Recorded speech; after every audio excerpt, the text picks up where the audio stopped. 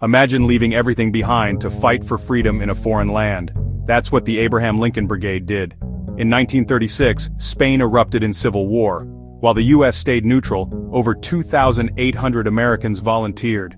They volunteered to fight fascism, calling themselves the Abraham Lincoln Brigade. These men and women weren't soldiers, many were teachers. Others were workers, laboring in factories and on docks. Some were artists, painting, writing, and making theater, all risking their lives for democracy. Many never came home. Their sacrifice inspired future generations to stand up against oppression. This happened long before World War II. When the war ended in 1939, survivors returned home. They returned to a country that often ignored or punished them. But their legacy lives on, a powerful reminder that ordinary people can shape history.